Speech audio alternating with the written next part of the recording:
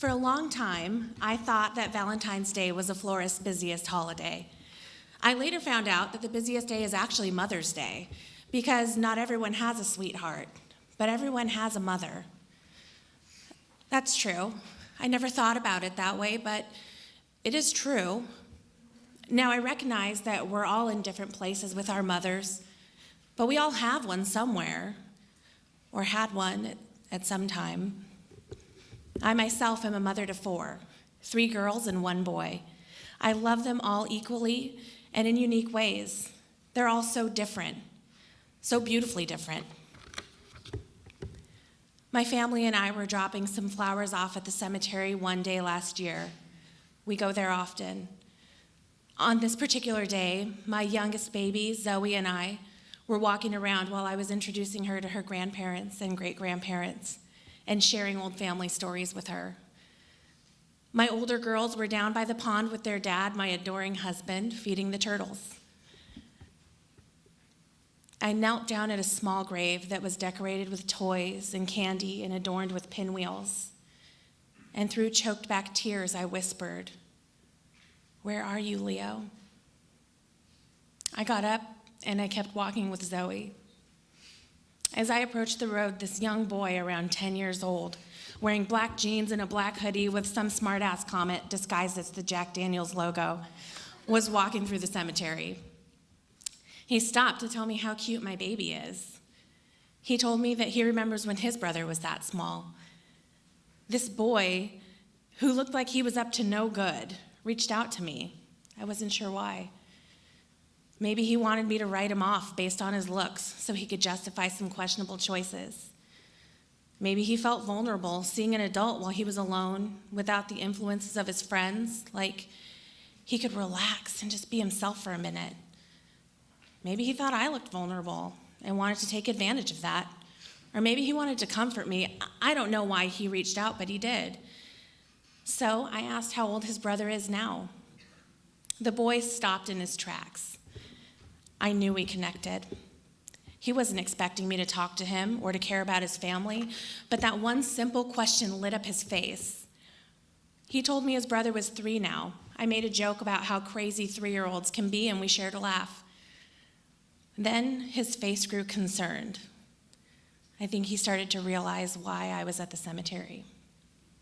He bravely, albeit hesitantly, asked me if I had a child buried nearby. "Yes, I do," I replied. He was visibly saddened and said, "You know, my mom had a baby when she was 17, and she died. My sister, she died.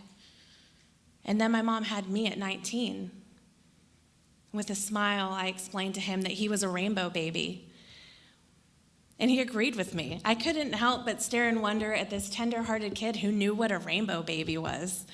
For those who aren't familiar, a rainbow baby is a child born after a loss. It could be miscarriage, stillbirth, infant, or child loss. It's a metaphor for the rainbow after the storm. I told the boy that he would never understand completely what a true blessing he is to his mom. But tears filled his eyes and he breathed, "Yeah, I am." And then he asked me about my baby who died. I told him about Leo, about his 26 days with us, about sudden infant death syndrome, about how much we love our son and wish that he was still here with us. He put his hands in his pockets and he said, "That is so sad." And I agreed. And then I turned Zoe to face him and I said, "Here, this is my rainbow. She's my blessing." As tears streamed down his cheeks, he said, "God bless you. Seriously, God bless you and your family."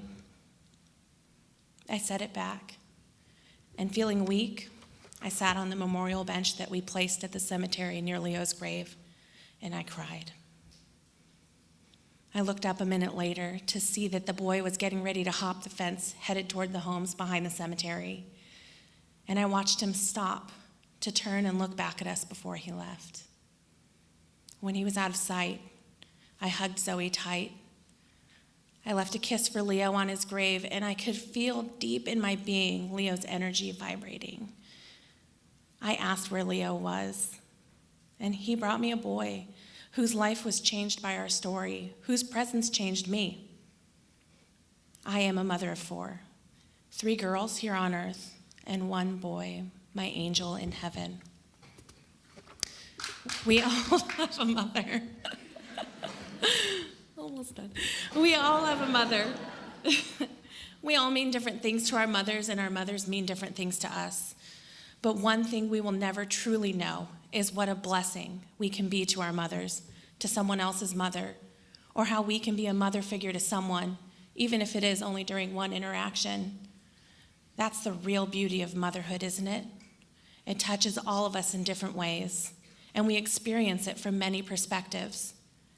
Being here today with all of you, sharing so openly, has blessed me. Thank you for being a part of my journey through motherhood.